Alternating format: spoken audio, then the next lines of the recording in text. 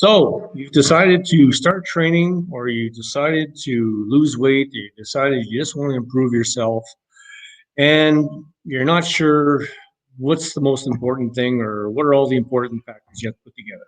We're going to tackle those issues coming up in a moment.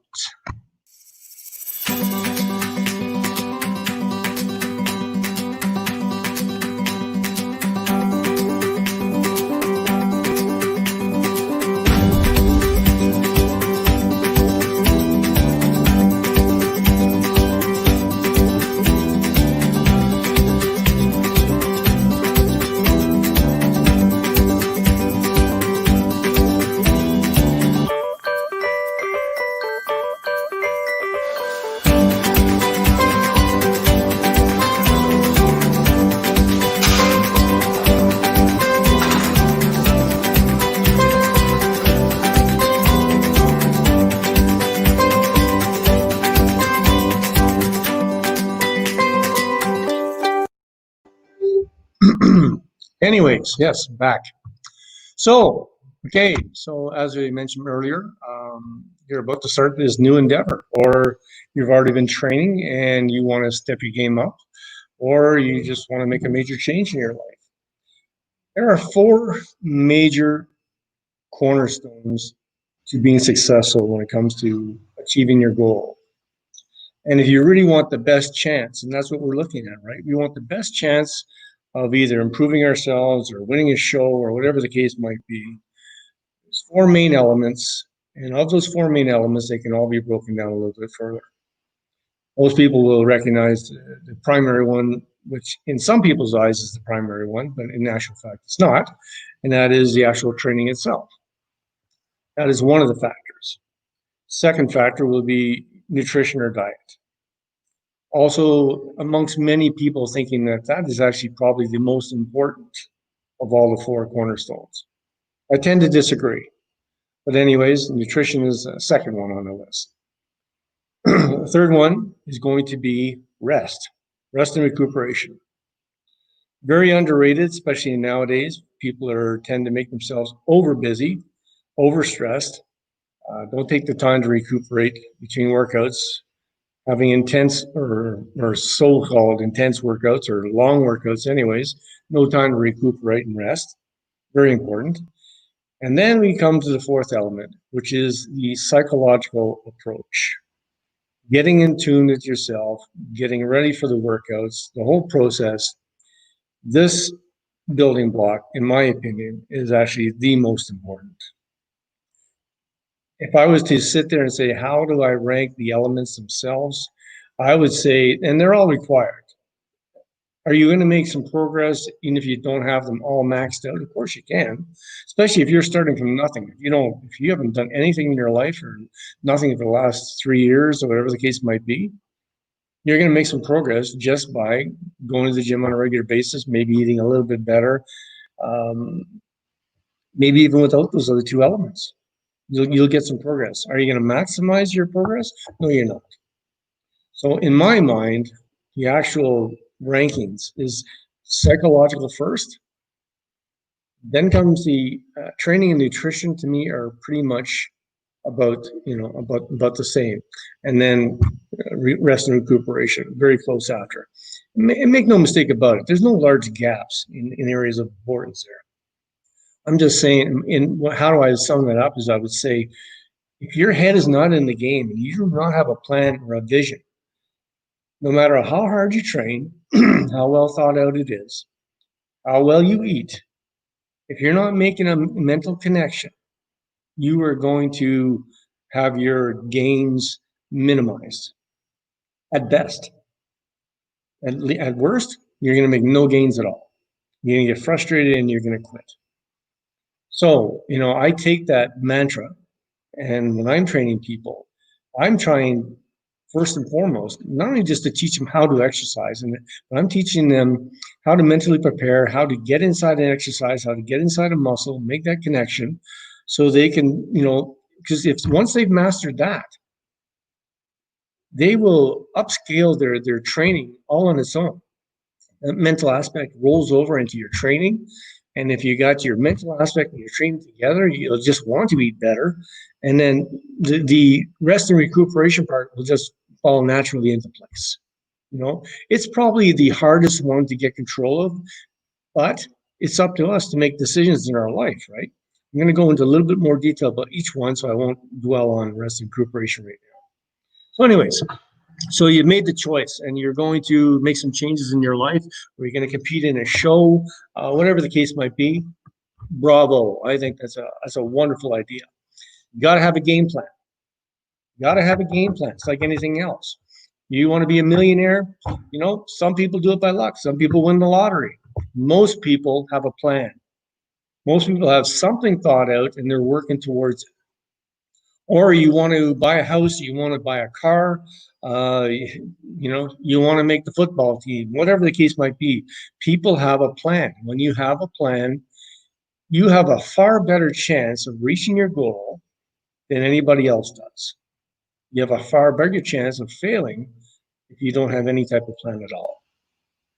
So let's start off with training itself. So depending on what your goal is, then you got to decide what type of training you're going to do. I've already gone on record of saying, if you want to be a competitive bodybuilder, or if you want to maximize your training gains, if it's just, to look good year round or whatever the case might be, it doesn't have to necessarily be for a show. I think for someone outside of a raw beginner, best training method is an HIT method, which is high intensity training. I've already done a video on it.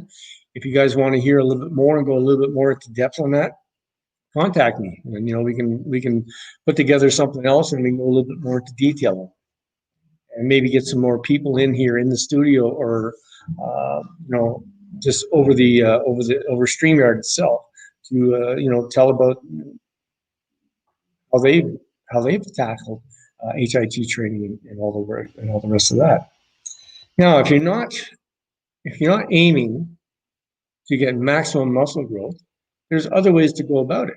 You can do circuit training. Circuit training to me is just, it's a wonderful thing, especially if your goal is to, you want to gain a little bit of muscle. You also want to gain some cardiovascular benefits. I think it's a good combination. Once again, the intensity still has to be there, okay? But it's a good method of training. And you can go, there's stuff in between, because HIT training is, almost next to no sets. Circuit training is basically taking some type of regime and working it, on 2 or 3 cycles, whatever the case might be. It could be whole body workouts, it could be splits, whatever the case might be. But choose what you want to do, choose how you train based on what your goal is. If you were just wanting to achieve greater strength, you're going to go into more of a powerlifting regime. You're still not going to be, you're going to train, several times a week. To me, in my opinion, you still don't go out there and train 5 and 6 days a week. It's too much. Your body can't recuperate. And I should preface all my videos, all my live streams by saying I'm always talking to a natural audience. I'm not saying other people. I'm hoping everybody just tunes in. Maybe they'll find it of interest. Maybe I'll convince somebody that going down the road of using performance-enhancing drugs is not the way to go. Bang, that's great. That's wonderful. I really like that. It would make me feel good. But when I'm addressing issues, I'm addressing the natural trainer, period. Okay? So you have HIT training, you have circuit training, and then you just have basically, maybe the 2-day split or the 3-day split. And these are all come into play depending on where you're at as far as experience. If you're a raw beginner, I really do believe, just like HIT training, that you can come in 3 days a week, do a whole body workout, still minimum sets, but you don't want to be taking everything to failure. You basically, over that course, that first 6 months to 9 months, maybe possibly a year, nothing less than 3 months, and that's only for the extremely gifted, genetically gifted. You want to basically go in there, do basic exercises, a minimal amount of isolation movement, and possibly do like a 3-day split where you train your body each day. Or, if you think you're ready for it, maybe because you will make some progress. If you've done nothing, you literally have been living a dormant life or a non-bodybuilding or non-weight training lifestyle, you will make progress no matter what you do. And anybody that tells you differently doesn't know anything. You will make some type of progress, guaranteed. But what we're out after is to maximize, the results that you get. Okay, that's the whole goal here. So possibly you would go to a 2-day split where you would alternate, maybe Monday, Wednesday, Friday, doing a push-pull system. Where you're doing all push movements on one day off, do pull movements on the third day off, back to the push movements, and then rotate it come the next day. You could even just continue on every second day. I don't think at that level, providing you're not doing countless number of sets, which I rule out right off the bat, regardless of whether you're doing HIT or not. I can just a little side note. Before I was doing HIT training in my earlier days, after I'd gone through a lot of different processes, I was still down to doing basically, 7 or 8 sets per body part. That's all I did. I made progress. Did I make maximum progress? I don't think so. Matter of fact, I know so. I made my maximum progress at the age of 35 when people say, your testosterone levels are already gone way downhill and this and that, and, your body just doesn't respond, you're getting old, a bunch of BS. Anyways, what I'm trying to say is there's no need ever to be doing 20 and 30 sets per body part. Anybody is doing that, first of all, if you're natural, there's no way you're recuperating from that.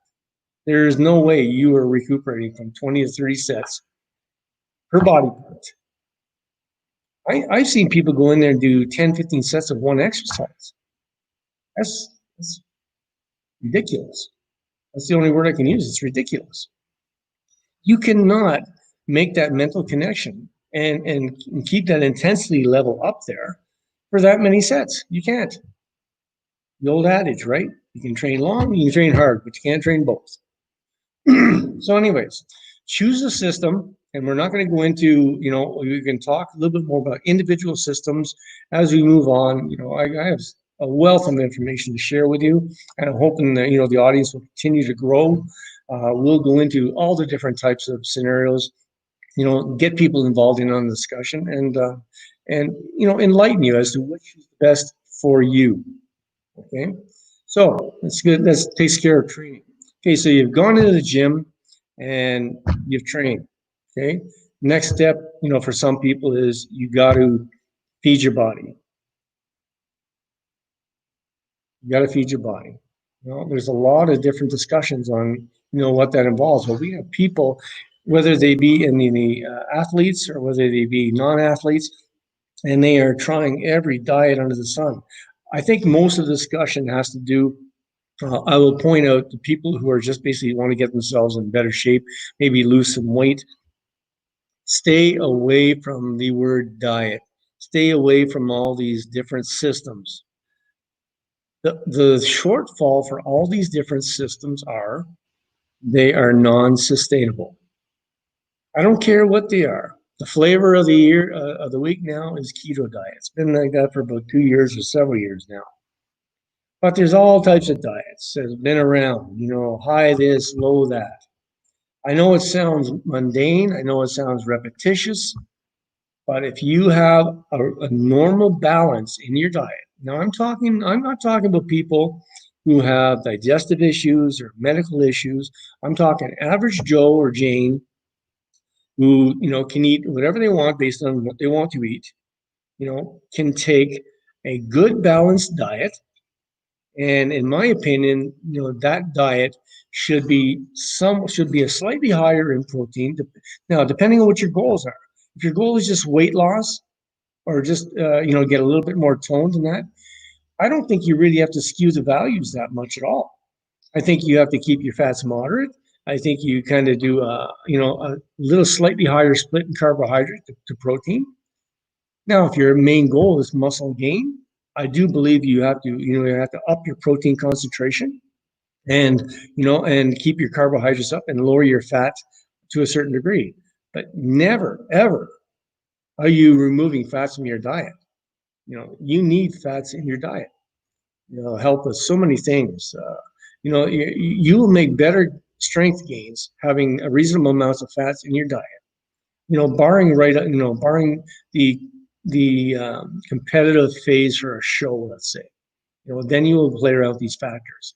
But like I said, that is a non-sustainable version of a diet, and it's only undertaken with a specific goal for a short period of time.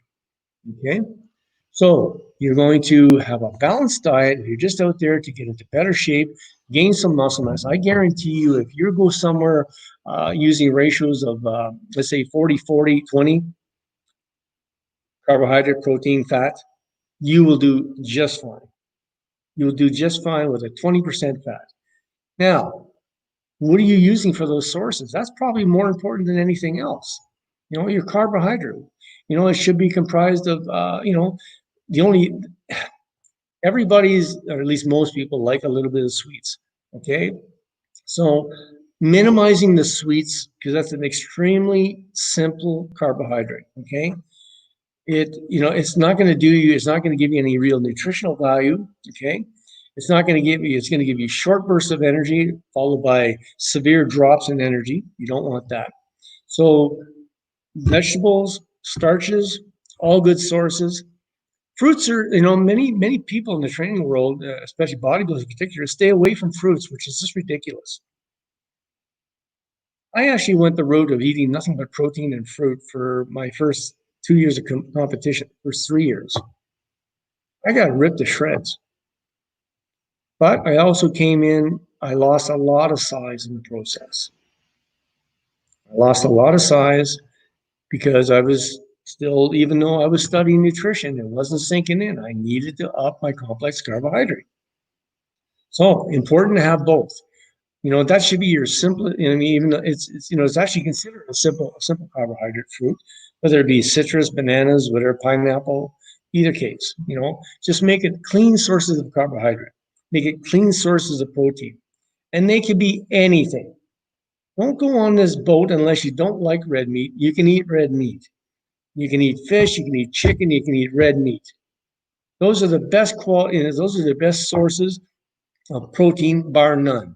Eggs are also a great source, but they're also a good. Eggs are, like they said, it's the perfect food. It's got a great source of protein, a great source of natural fats. And no, you don't have to throw the yellows out. Eat them both.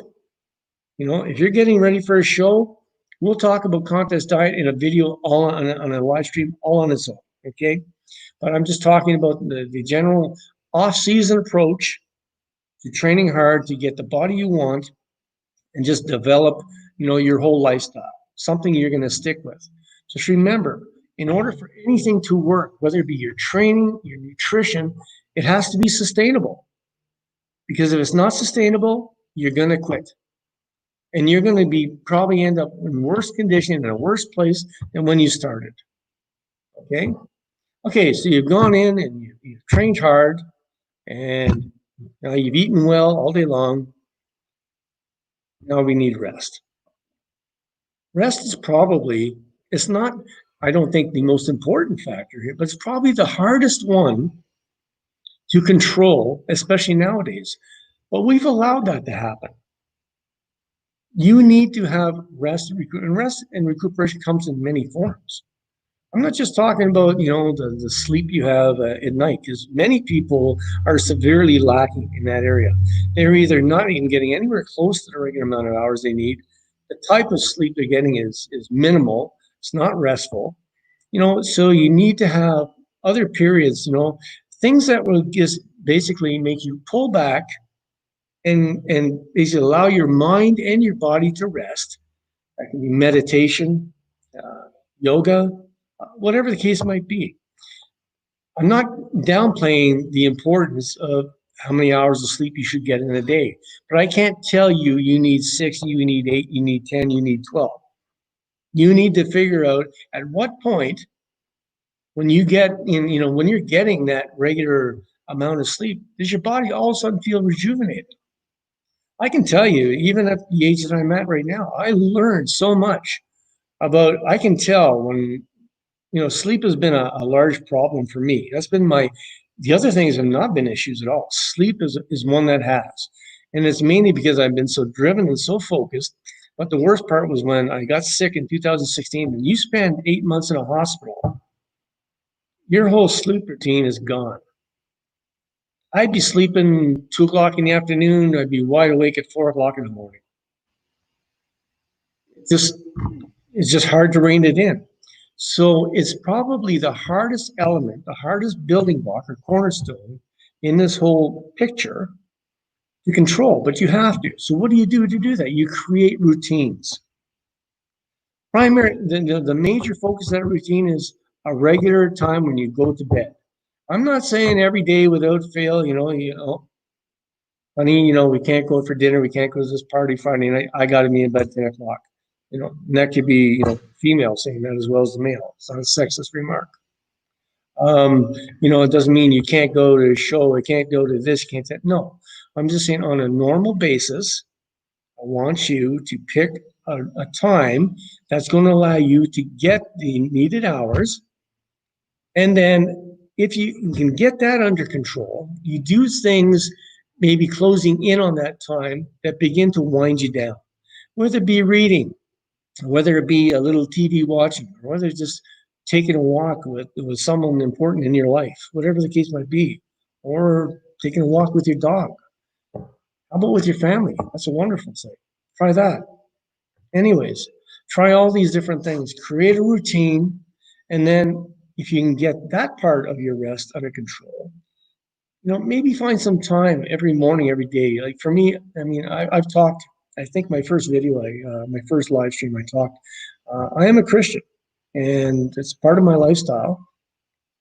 I get up 5 to 5:30 every morning, and I make coffee, get into bed, and I read daily daily reading from a book that I have, and then I read as many chapters of the Bible as I feel like I want to, and then I say prayers and I have another power nap.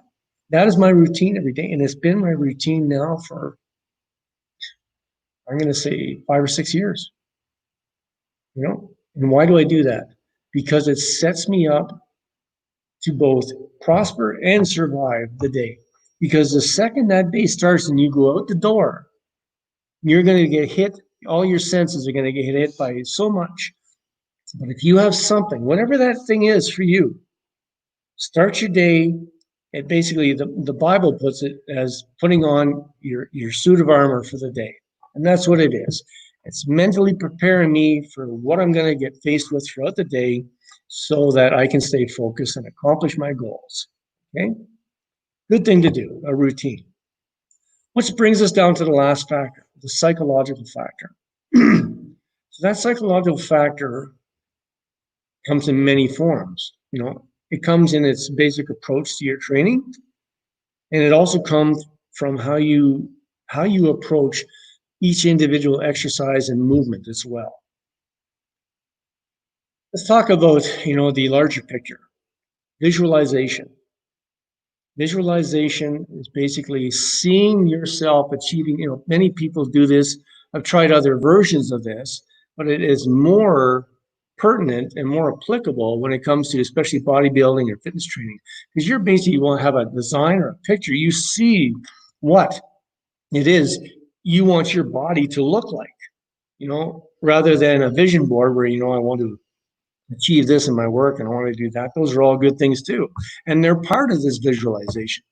But what I want you to do is every moment that you have, you be thinking about what it's going to be like, to lose that 30 pounds, what it's going to be like to look good in that dress, what's going to be look like to hold up that winner's trophy, whatever the case might be. That's your long-term visualization. And you create short-term visualization goals, how I'm gonna look, how I'm gonna feel at the end of this workout, how I'm gonna approach, what exercises am I going to do, mentally prepared to do them. Many people have a very hard time getting ready for a really, I think 90% of the population who train hard would say getting ready for a leg day is the hardest thing for them to do. Because generally speaking, your strongest muscle group handles the scariest weights, and it's just the most exhausting type of workout. So fulfilling when you do it correctly and when you follow through. But it takes some visualization, a psychological approach. Okay. The second part to that equation is making that mind to muscle connection. I can't emphasize this enough. I stopped working with a partner directly after I think my second year of training. I would go to the gym with guys that I liked, a few guys that I knew very well. We were all hard trainers. We all competed. We all did well. And why was that? Well, because we all knew how to get the most out of each one of us. We all knew how to get the most out of ourselves, and we never left anything in the gym. Never. We trained all differently. I had two buddies that were always, they always, there was a lot of, yelling. There was a lot of, encouragement, and a lot of, for some people, they like that. For me, it was a distraction. I'm a cerebral trainer. In order for me to make that connection, whether it be in my bicep, my tricep, my quadriceps, my lats, my trapezius, it doesn't matter. It doesn't matter what it is. For me to make that connection, I don't need quiet, but I need that outside noise to be restricted. So I would just, if I had a training partner those days, I'd say, you know what, I don't, I know when I'm going to end the set. And I will tell you if I need help. And I would have to do that on my sets. So it just got to the point where I decided, you know what, I don't want to have a partner. I just want to be in the gym. When I went back to school at the age of 28, I broke that for about a year. I did train with a buddy of mine who was one of that group I was talking about earlier, but him and I had very similar training philosophies. He was very quiet, much more passive. He was just into himself, and I mean that in a good way. He was just very cerebral. He just wanted to get in touch with his muscle, make the most out of it, and it could have been hailing all around him, and he would finish the set. And me and him were on the same page. But how we did it was we would go in, and at that point I was doing not high intensity training, but it was kind of like circuit training. It was back-to-back supersets, but we just kept going from exercise to exercise. We rotating, got through the whole workout. We would do a workout in 25 minutes. And it was balls to the wall training. Both of us are in tremendous condition, but we didn't even have to talk. We just knew what was going on, and we would just go back and forth. We got in, got out, got showered. And this was all at 7 o'clock in the morning. Greatest time. I love morning training. Just another factor for you might want to take into consideration when you're looking at all the factors. When is your body at its best capacity? This is just a little extra bonus in here. For some people, it's first thing in the morning. That's me. I can train at 4 in the morning. I can train at 6 in the morning. The later the day goes on, the harder it is for me. And that's for a lot of things. Sometimes, it's what you do work-wise, or, what you've come up against in that day. You could be mentally tired, physically tired. Sometimes it's orchestrated by the job you do. If you're not blessed to be able to do this for a living, well, you have to earn a living, right? So, but find a time where you can mentally make that connection. You can mentally be prepared to give it your all, get in, get out, and get it done. Anyways, I'm going to close things off here. And I just want to reiterate to people, just remember that this channel, this stream, my YouTube channel, everything I do, my private and personal training, and the group that I start up with the Natural Fitness and Bodybuilding Canada, I'm hoping I can get people to jump on board and start joining, start getting on the bandwagon, help to promote. The old adage says if you're not helping, if you're not with you, they're against you. That's the way it is. So if you want to really propagate this sport, have a voice for people who train hard and train naturally, help out, Anyways, and feel free to always leave comments. And I hope to be able to see many of you in person. And if not, I hope we have a lot of discussions over the internet. Anyways, for now, I'm going to tell you to take care, stay safe. This is the 2nd of July, 2020, still in the COVID crisis. Take care of each other. God bless you. And